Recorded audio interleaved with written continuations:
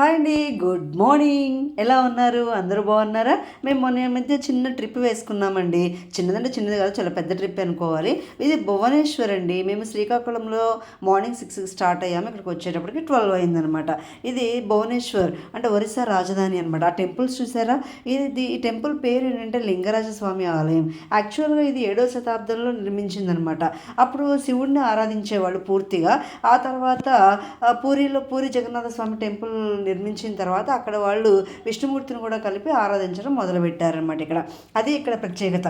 హరిహరాదులు ఇద్దరిని కూడా పూజిస్తారనమాట. ఈ టెంపుల్ యొక్క ప్రత్యేకత అది. సో ఇది చాలా ఏన్షియంట్ టెంపుల్ అండి. ఎంత బాగుందంటే నిజంగా మేమైతే చూసి ఆశ్చర్యపోయాం. ఇంత ఏన్షియంట్ టెంపుల్ ఎంత బాగుంది అని. అక్కడ శివలింగం చూసినట్లయితే జస్ట్ 8 అంగుళాలు మాత్రమే ఉంటుందండి. వ్యాసం ఎక్కువగా ఉంటుంది, బట్ హైట్ మాత్రం 8 అంగుళాలు మాత్రమే ఉంటుంది. మన పూజకి ఈ కిట్ ఇస్తారనమాట.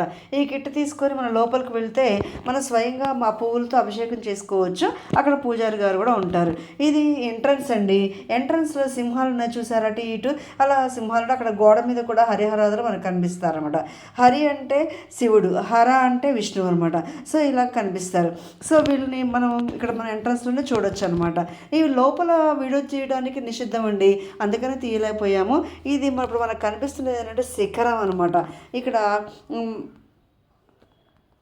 గుడి గాలిగోపురంలో ఒక జెండా ఉంటుంది కదండి, అలాగా ఇదనమాట. మనం లోపల తీయడానికి కుదరదు కదా, అందుకని బయట మాత్రమే కవర్ చేశాను. నిజంగా మీకు వీలైతే తప్పకుండా చూడండి. ఇది కోనేరు, చాలా పెద్ద కోనేరు అండి. అమ్మవారు పార్వతీదేవి 2 రాక్షసులను చంపిన తర్వాత దాహం వేస్తుంది అంటే ఈ కోనేరు నిర్మించారు. చుట్టూ శివలింగాలను చూసారా, 108 లింగాలతో నిర్మించబడినటువంటి కోనేరు అనమాట. ఇది బయట వ్యూ. చాలా ప్రశాంతమైన వాతావరణంలో మనం ఈవినింగ్ టైం కనుక వెళ్ళినట్లయితే చాలా ఆహ్లాదకరంగా ఉంటుంది. చాలా ప్రశాంతమైన వాతావరణం. చక్కగా కూర్చొని కాసేపు రిలాక్స్డ్గా వెళ్ళొచ్చు. చాలా బాగుందండి. ఇంకా చాలా విశేషాలు ఉన్నాయి, నెక్స్ట్ వీడియోలో కవర్ చేస్తాను. Bye, see you.